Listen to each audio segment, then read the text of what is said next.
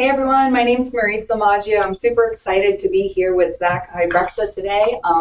We are with, hey, it always sounds better in person. We're with Family First Life Solidity and Family First Life Meditate. I'm out of Boston and Zack is out of Florida, but I'll let him speak there for himself in just a second. But Zack, just to kind of hit things off, tell me a little bit about yourself, what you were doing before insurance, and kind of what that looked like. Yeah, absolutely. I did everything but life insurance.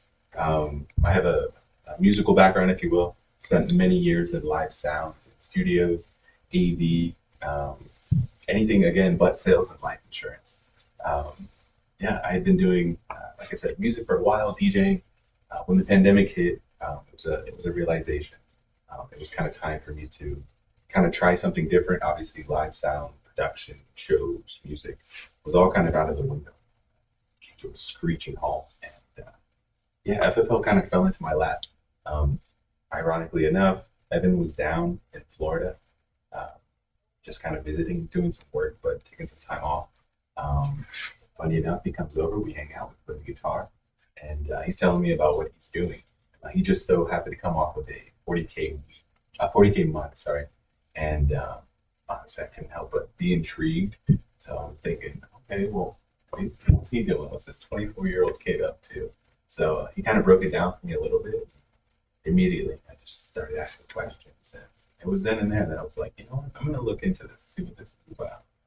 Awesome. And I think that one thing that you've been really great at is coachability. Mm-hmm. Coachability and plugging in. And I think you've been great at that since day one. And that's what's kind of seen, your production increase because you've been here about 6 months, right? 5-6 months. Yeah. So in those 5-6 months, you went from like a little under 10K to a little under 15, a little under 20, right? And now you're right at like that $30,000 mark, consistently. Absolutely. And, I feel like you're the kind of person who isn't scared to reach out, but you reach out appropriately, right? You reach out with a question. You don't reach out and say like, I did that, right? Like you're coachable, sure. Right? Which I think a lot keep the complaining down.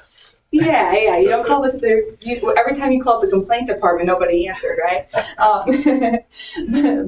I feel like, in terms of that, what kind of made you feel like you were able to reach out to Evan or to myself or to whomever within Family First Life to get feedback about things maybe you could be doing better or how to kind of level up? Yeah. First and foremost, the structure's there. It's laid out for you.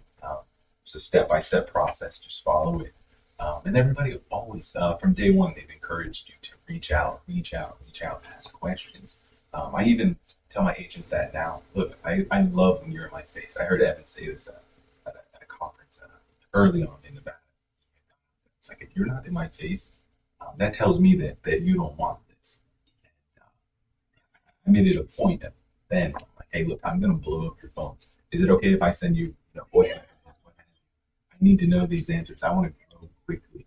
So I was in his face, constantly asking questions. But like you said, being selective and then taking what he gave me and then going and implementing it and just kind of seeing the result, coming back to the table, to the drawing board and say, okay, this worked out, this didn't.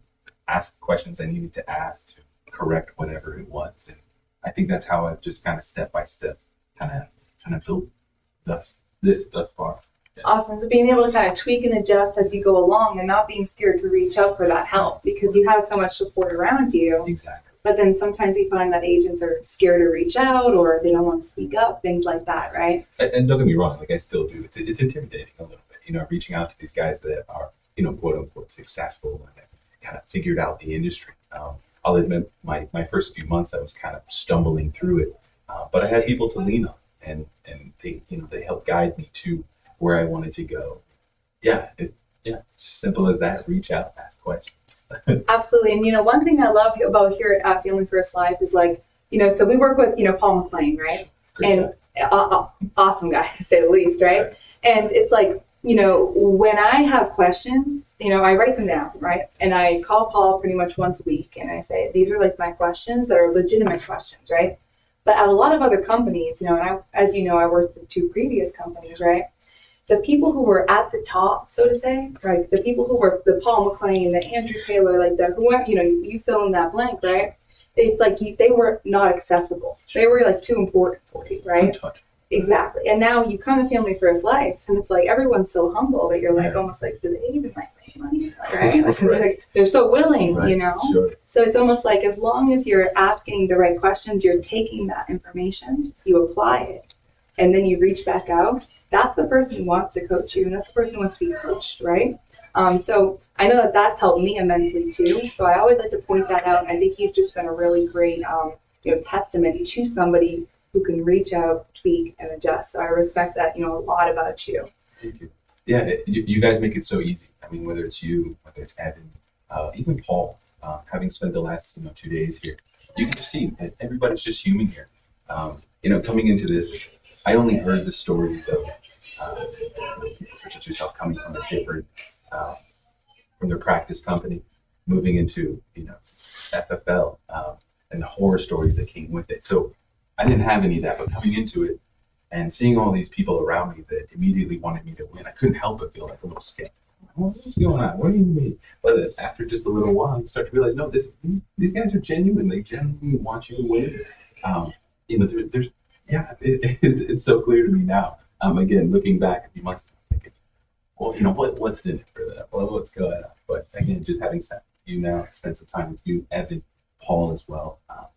Everybody just wants you to succeed here, and it's intoxicating. Truly, it's part of the culture. Absolutely, it becomes like addicting, right? Absolutely. Yes. And you have been trying to get some resolution on some older leads over the past couple of weeks, right? Yes. Oh, yeah. And you've been doing a lot of door knocking, right? I think that a lot of agents are intimidated by door knocking, right? It's like almost like, oh no, what are they going to do when I get to the door? And in reality, we all know, in a normal or sound, mind, that they're probably just gonna, answer the door and be, hey, what's up, So with that being said, when you did your first few door knocks, were they uncomfortable? What did that look like? What did it sound like? And then was it a big deal? Yeah. Half of this business is in your head. It happens. The struggles that you go through, they're these monsters that you create in your head. Door knocking was, one of them. In fact, I think it was something that I found the hardest to try and kind of move through. I knew it was something that I had to do, right? More than anything, resolve my needs, just getting this or a no. But for whatever reason, I could not bring myself to go and knock on that door. But I knew that it was an area in which I needed to grow. So I said, I'm going to step out of my comfort zone. I'll knock on these doors. What's the worst that could happen, right? And ultimately, I got to a point where I said, I just want a yes or a no, because it was frustrating not to be able to get these folks on the phone. They filled out this form. They wanted my help. I'm like, look, if you're not going to pick up my call, I'm going to come kick down your door and help you. So, I'll see my first few, listen to all YouTube video, just getting in my head. Myself, I'm going to do this. I'm going to go help these people out, knock on the door. And, they tell me, no, we've already taken care of it. Well, I hop back in the park. Before I knew it, me talking to the clients right there at the door, I started to get into some homes and realized, oh my God, we filled this out a month ago. We wait for somebody to get back to us. And just like any other appointment that I would have booked, I sit down, help the family, and walk out. Having got paid, having helped them. Yeah. What was I scared about the whole time? So it was a realization that then and there, door knocking isn't all that scary. And I've kind of taken what I've learned there and just applied it everywhere else in the business, right? Whether that's bringing on staff, recruiting now, bringing on agents, pouring into them. What once was so scary is no longer. And I think you kind of start to build that, start to build up your muscle after you get those reps in. Yeah, you're right. A few months later. Absolutely. So you're able to kind of stop that fear by saying I was fearful to pick the phone up. I was fearful to do those door knocks. I was fearful to go in the home, right? And, and then you're like, what? I have to get past it. Every single growing pain in this business. And you're moving really quickly, which is awesome to see. But really quickly, just on those door knocks, right? I remember there was 1 week you posted in Slack. You must have issued 15,000, I think, in a week. Yeah. And you're everything was door knock. It was must have been 2 days. You just door knocked everybody. Yeah. And you wrote a ton of business, right? I did. Yeah, I think it was 6K on just door knocks in that week alone, or in the span of 2 weeks. I'd come back from PA. I had a ton of leads, dialed through them all. Booked up that first week that I was back, booked up all my appointments. That second week, I knew I had something that I needed to resolve. I thought, this is the week. I've got some mailers here I'm sitting on. I'm going to go door knock these guys. sure enough, yeah, I was rewarded for doing I was going to say 6K later, right? Yeah, exactly. There you go. Needless to say, it's part of my activity every week now. If there's a gap in my schedule, you better make a door knock. And it's not so much, can I get in the door? Can I book an appointment? I just want a yes or no. That way I can sleep better that night, having resolved that. Absolutely. So just really resolution is kind of the key there. Yeah. Absolutely. And kind of seeing you grow and develop, you've got uncomfortable, right? You live in Florida, Sure. right? And you did quite the travel trip, right? Yeah. How long was that trip? So I had gone up to PA a few times, and the third time I had gone back, I went by myself. Previously, I had gone with another agent, and I was comfortable. To be fair, I didn't maybe stretch myself as much as I could have going up there because it was comfortable going up there with another agent. It was fun in that regard, right? But that third time going back, I really did just kind of put some focus. And it wasn't pretty how it all got, how I laid it all out, but I knew I'd go up there and just make the most of it. Spent 5 weeks living out of a hotel up in PA, Pittsburgh. But once again, just was rewarded for that. It was a little bit uncomfortable. I was a little homesick, but I knew it was something that I needed to do in order to grow personally as well. So just kind of put all my fears aside. I saw so many other agents, come into this business, immediately take some travel trips. This is part of it.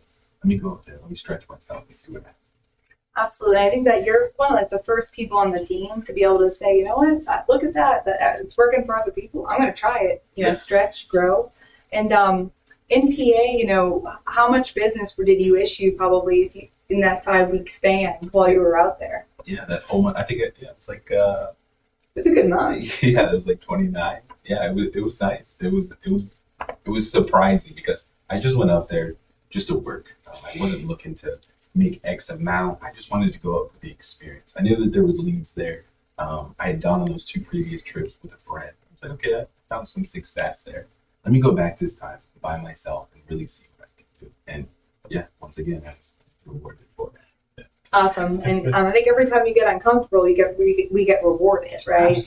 Absolutely. We hear it all the time. Be comfortable being uncomfortable. Yeah. Right? That's like my new motto, my mantra these days. I'm just comfortable being uncomfortable. Exactly. And I work every day to get uncomfortable in some way in the business to make sure that I can grow and stretch myself and be able to help other people, right? On a different level, right? Exactly. So kind of with that being said, when you're going and kind of fast forward to in-home, I feel like you're a very easy person to relate to, but I also feel like you're a great listener.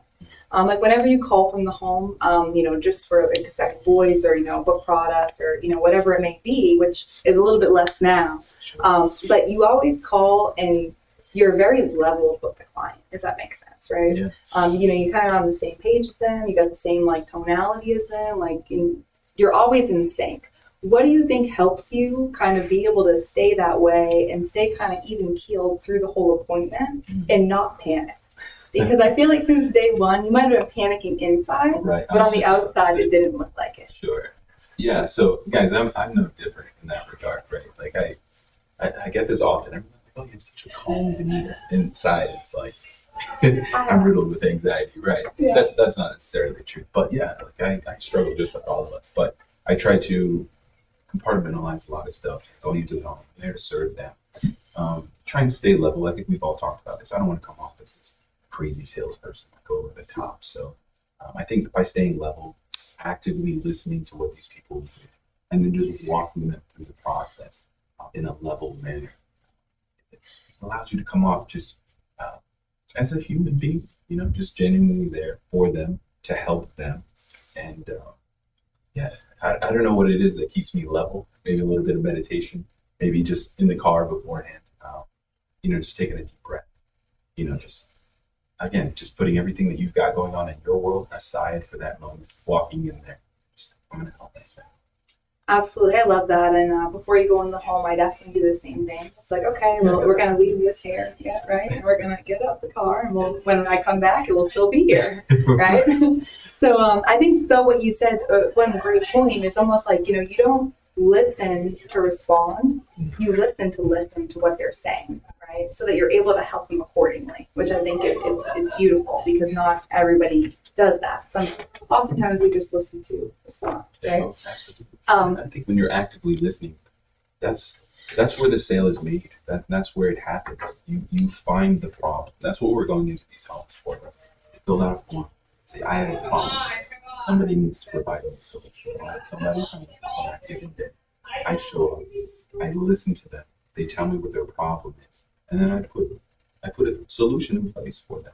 Versus just like slapping some numbers out there. Here's 5K, 10K, 15K. Admittingly, in the beginning, that's what you want to do. But the better you can listen to them, kind of understand where they're coming from, understand what the true problem is, and then present them with options that make sense. Say, okay, this guy's genuinely looking out. In the beginning, it was just here's 5,000, 10,000, 15,000. Now it's here's 10,000 for just your. But then we have 15,000. This is going to make sure that Mary, your funeral's taken care of. But there's also 5K left for your daughter to make sure that she can take some time off of work, not have to worry about rushing back. She has some time to take care of really anything that needs to be taken care of. And then we've got this 20K, which again will take care of those final expenses, no doubt. Leave Mary with some money. And then there's 5K left over for Bobby and Susie, grandchildren that we love so much. You're leaving a legacy. You're ensuring that Mary can take some time off of work to take care of all of this. And then there's money in place for those final expenses. Like that's how you provide value. That's how you provide a solution. It's done by actively listening to your clients. Right, because when you're actively listening, you're able to feel the problem that they have, and you're able to actually put it in your own brain and say, this is how we can solve it, right? And then it makes sense to the client. Because just like you just laid that out so quickly, I was like, that makes complete sense, But So where do I say? yeah, I'm like, I'm like option C, So essentially, you being able to level with the client, I think is huge. I think you definitely resonate with a lot of people, which is, even better. And with that being said, what does your close look like? Before you kind of close out, the home, like what does that look like, sound like? What do you do? What do you not do? Sure. So like after I showed them options, right? They picked it, and you did the whole application. Okay, perfect. So I like it's small things, right? Like I like to close my iPad. Right? We're done with business here today. I got this from Ed. In the eye, Mary, does what we did today make sense? And they usually give me a yes.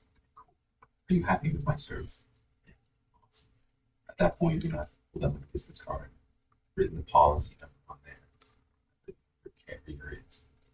Letting them know, hey, this is how much it is monthly. If you have any questions, I want you to reach out to me. Right? I'm your agent going forward. I'm trying to cement that sale. I want them to know that I'm there for them.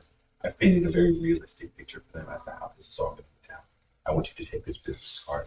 When your policy comes in, look it over and make sure everything that I've mentioned is just that.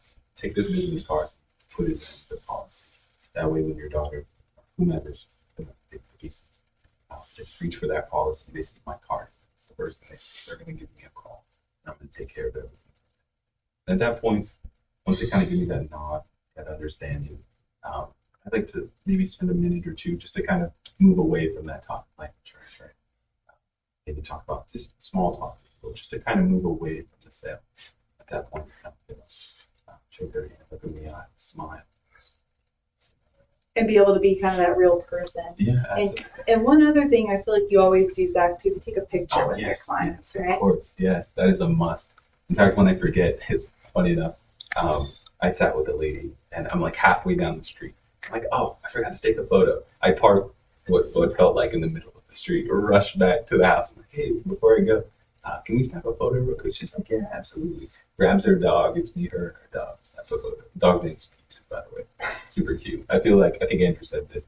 If you can pet their dog, or you like their dog, or their dog likes you, you're gonna make the sale. You're gonna help them out. So true. Yeah. And I think that even just that photo alone, right, it solidifies the sale just that much more, right? Absolutely. Like you feel good leaving, they feel good about you, and you know that it's good business, right? Oh, absolutely. It's on the books. It's the key. I love to send it back to the clients, and I look at the photo. I try not to dissect it, but if they're smiling in the photo, I can't help but feel that something was done right. Absolutely. I love that. And then before we kind of close out, is there anything you'd like to add or any tips that you could give to somebody who's either brand new or maybe in a little bit of a rut right now? Sure. For the brand new agents coming on, trust the process. Give yourself a chance to win. This isn't going to happen overnight. this. It's been a few months that I've been at this, but I've been diligent. I've leaned on the support that I've had for that. Evan, whomever, Shadi, John, all of you guys. Thank you so much for pouring into me, and I only hope to do that for my agents. Plug in if you haven't already. I can't stress this enough. I can provide certain solutions. I can help you out here and there. Your upline can help you to an extent, but reach out, reach up, get involved, stay connected. You have to really, if you really want this, you have to be totally consumed by it. So whether that's watching your YouTube videos or podcasts, absorb it all. I feel like because I'm so structured in the home, there's a process that this didn't just come out of nowhere. I'll admit, in the beginning, I came in there like a cowboy, just gun blazing, no structure at all, just hoping that something would stick, just hoping maybe my charm would win them over. I don't know. But after watching YouTube after YouTube podcasts, leaning on you guys, asking questions, fine-tuning, tweaking, I'm able to kind of get from point A to point B a lot smoother now. It's been an hour giving tips and tricks of what I've learned, but yeah, take some of that. Just be a student of the game, right? Especially when you're new. We don't know everything. I'm sure you can attest to this too, right? Having done this for a while now, I'm sure you're still learning, whether that's how to be a better leader, or maybe fine-tuning what you're doing in the home to maybe increase premium or really cement that. Absolutely, yeah. I'm learning every day, and I think that one of the biggest things that you hit on is just plug in. Yeah. Plug in. There's so many trainings out there, and you never know who you're going to resonate with, right? Exactly. So I just plug into all the podcasts till this day, and I always will. And, I know you plug into, you're an active listener, that's for sure. You ask questions, so thank you for that. And now, to actually wrap it up, Zach, what are your goals in terms of personal production to close out 2021 in terms of personal production and as well as in terms of team, now that you're building your team? Sure. Yeah, so personal production, I'd love to hit 50, 60K. No particular reason. I just feel like I want to double what I've done now. I don't want to say. Let me interrupt you, sorry. To end the year, so total for the year. So originally I came into this, right? Like I have this affirmation up on my mirror. I wanted to do 221,000 for 2021. I believe that I'll surpass that. So yeah, let's do over 220. In terms of team, I'm just going to keep actively recruiting. I don't know where I'm at. This is the beginning stages, so some growing pains there. But yeah, I'm spreading the message, building, growing a team. I think actively now I've got maybe 3 or 4 writers that are in the business, if you will, writing. So that's exciting, and I just hope to kind of double down, build continuously. Yeah, we'll see at the end of the year what things are looking like. Awesome. Well, I am very confident you're going to far surpass that 221,000, and just seeing what you've done in this short 5.5 months in terms of building a team and your own personal production is absolutely amazing. So I'm looking forward to seeing how you close out this year, and more importantly, what 2022, that full year, your first full year, is going to look like. Is going to be amazing. So thanks for being on, Zach. I appreciate you. I appreciate all that you do, and thank you guys for tuning in. Take care. Thank you.